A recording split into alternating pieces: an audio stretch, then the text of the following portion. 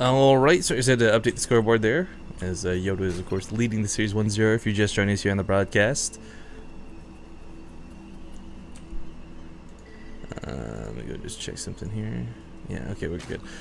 So this is game number 2. I want to talk a little bit about game number 1 before we get into the introductions, though. I think a lot of people are going to be questioning, like, Swarmhouse? Question mark? Why did he go Swarmhouse? It didn't make sense. I thought it was a perfectly sensible situational choice here out of Snute, because Widow Mines were giving him a lot of hell, and they're kind of... I wouldn't say Widow Mines are at the point where Hellbats were when they got reverted, like when Hellbats got that damage back, and then, of course, later on, nowadays, we see Hellbat pushes were being flavor of the week and 2 patches ago. But, you know, with new patches, new strategies, new tactics, come new ways to respond to them. I think a low amount of Swarm Hosts would have been a little bit better for Snute. He did go incredibly heavy into them, which is not a bad idea sometimes, but just didn't have the banelings to keep up with the Marines, and the Mutalisks kept getting picked apart. If there's one thing to criticize, it saves the Mutalisk control rather than the choice to go for Swarm Hosts. But we'll see how this game turns out. This is Overgrowth. This is a very nice map for Zerg, and spawning here in the top right corner of the map, we happen to have a Zerg from Team Liquid, the blue Zerg player, Snute. And his opponent, leading 1-0. We'll see if he can keep it up. Maybe he'll take the 2-0. Who knows? It's the red Terran player, Yoda.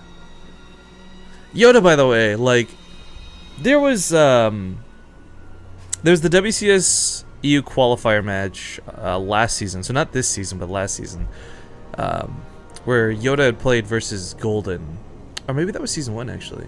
Regardless of what it was, but Yoda, I mean, he's always been a good Terran player. I don't think there's anyone who ever went like Yoda, that crap guy, who's ever heard of him. But Yoda versus Golden was seriously one of my, I think, my favorite TVZs to kick the year off with, because it was just so intense, so back and forth. And the one thing that's always impressed me out of Yoda is his decision making. You know, he sees a lot of Swarm Hosts last game, and I kind of talked about this briefly. Like, he kept a cool head, he didn't overreact, he didn't underreact, he just kept it cool, kept it calm, and we just had a stream of Marines, stream of Widow Mines. And quite frankly, Widow Mines are pretty scary right now. Is he gonna go for the bunker? Nah, not with the Lings out. I do like the way Snute opened that last game too, and he's actually chosen very much intentionally to ignore the SCV to get across the map as soon as possible. This is going to be a bit of a nuisance because Yoda did open with Reaper, so if Snute can duck past this watchtower... Yeah, Yoda a little bit paranoid here. He wants to go aggressive, but he saw those 6 Lings. He knows, like, okay, my Reaper maybe can't go into Snute's space for the time being. Because I see somebody asking once more, yes, Apollo will be casting this on the ESL mainstream come the winners semifinals, I believe. Don't quote me on that. I think he'll probably be tweeting about it, so you can keep an eye on Twitter if you really want to see when he comes out. First blood. Of course, for me over here on Base Street TV, we're going to cover as much as we can today. A lot of my favorite Europeans. Rifkin's a dirty foreigner lover. And see which of these guys get as far as they do. Oh, the bunker. Oh, not the bunker, sorry, I was going to say the depot block, but... runs right through it. However, sadly for Snute, the only information he's going to confirm here is exactly what you would expect out of a standard Terran player going for the standard expand. The nice thing though is those 6 Lings, oftentimes stuck at home, running back and forth, trying to chase Reapers, bleeding out slowly, requires a lot of micro. It doesn't seem like a lot or that big of a deal, guys, but now when the Reapers come across the map, there's going to be 2 Queens waiting for them. There's going to be creeps spread already. There's nothing to fear. And he doesn't have to worry about crazy drone micro build cancel BS. Instead, all he had to do was kind of just move those Lings very sneakily. Mind you, he didn't A move. He went a very dedicated path across the field. So for an opener, I think it's a little bit more relaxed for Snute. On the other hand, it kind of sucks that he lost those 6 Lings early, but let's be honest, those 6 Lings tend to die to Hellions anyways. So as long as he's got the Queen count up where it needs to be, he should be alright. We also see him take 2 gases for the time being, so... For me, this says, alright, I'm probably going to take that 3rd. Play that standard Zerg game, no quick roaches. Last game's roaches, of course, were a little bit scary, I think. You know, you see the bunker go down as a Terran player, you're kind of like, oh crap. Okay, might have been build cancel 1. Yeah, he was heading for that 3rd. Holy hell. Just while we got a bit of a slow opener, 100 Dude, Devlin, you're doing this wrong. When it's your birthday, people are supposed to give you gifts. Devlin, turning 24 years young today. Happy birthday to me from Devlin H. Oh, buddy. Happy birthday to you. I'll give you a proper birthday cringeworthy song after the game. But, dude, thank you very much for that donation. That's ridiculously generous. You're supposed to be getting gifts on your birthday, though, man. So, Everyone make sure you go like tweet at Devlin. He's the one who put on the Hawks Invitational, that $500 tournament a couple weeks ago. Really nice guy. Thank you so much, dude. Big supporter of the channel. And as the Roach Warren did come up, we're going to see those 9 roaches. I kind of talked about not seeing a lot of early roaches, but Snute might just be saying screw it. You know, when your opponent does open with Reaper, Roach is going to be incredibly strong, because you know it's going to be the Hellion follow-up. Even if there's a Banshee to follow suit, which there is, with Cloak on the way, Roach Baneling can still be incredibly difficult to hold off.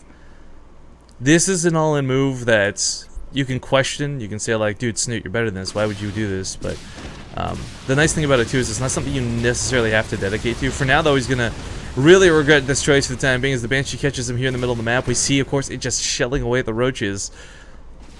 Of course, Baneling Nest isn't quite ready yet, so it's not like he can just YOLO in for a bust, but he is starting to drone behind this. So I think for Snute, he might just be faking it. Maybe. I'm waiting to see what he does with those Zerglings. Because it's already been kind of like, oops, I guess, ooh, jig's up, I got my roaches, surprise. As it gets in here, of course, the Hellion's going to keep the Zerglings at bay. Roaches are not going to get a lot for this, and this is not Snute's opener, guys. Lair Tech's on the way, Spore Crawler's coming down. He's refusing to die to the Banshees as a counterattack, but yeah, throws a lot away for this. Now, while he does cut workers early on, the nice thing about Zerg is mechanically they can make that up pretty quickly. You make a couple injects here, lots of drones there. The problem is he really doesn't have a lot to defend against what is a possible Hellion Banshee push out. Yoda, by the way, it's worth noting, did not panic despite seeing this. You see Roach Baneling all in. Normally you see like 5 extra bunkers come down. But because he caught this as early as he did in the middle of the map, especially with the Banshees, he's just like, no problem. Not even worried. Queens, however, should be a little bit worried. Of course, 1 queen does not even beat a Banshee, much less 2. 2 queens, though, weirdly enough, do. Hashtag DPS mechanics. But still gotta get in range of that Spore Crawler, because Banshees hit so freaking hard, as we can see here, guys. Snute's gonna bleed out a couple queens, so I don't know if he makes them. Okay, here comes that 3rd Banshee, but yeah, with Spore Crawlers, this shouldn't be devastating damage, but boy, does it suck losing queens as a Zerg player. You need those injects. Of course, he's going to cut off a couple of drones here and there, too. Yoda, if he swooped in with Hellions while this was going on, I think it would be pretty devastating, because Snute actually does not have any defense, but Yoda doesn't really know that. Small handful of Lings was something that Hellions don't really care about. Still rallying drones through, not because Snute's being a noob, but because it's just a mistake, like we said, a lot of players make. Hopefully doesn't lose his Baneling Nest, though. Going to try and hold on to this with centrifugal hooks nearing completion, or just starting, rather. Very, very, very important he doesn't lose it. Losing queens for this, absolutely worthwhile. Losing queens for nothing, okay, kind of sucks. But, yeah, so Snute missing a few injects here at this point. Getting those queens back out. 5 roaches to stand. 3rd base coming for Yoda. He doesn't have to panic. He's getting those upgrades as well. 1-1. Combat Shield Stim all timing out here pretty nicely. I'm not sure if this will time out for that push that he wants. He is going to go for that push, but Banelings are now morphing in. We've got a couple of roaches. 20 more Lings coming out. This might be the death of a base, but Snute should be able to hold.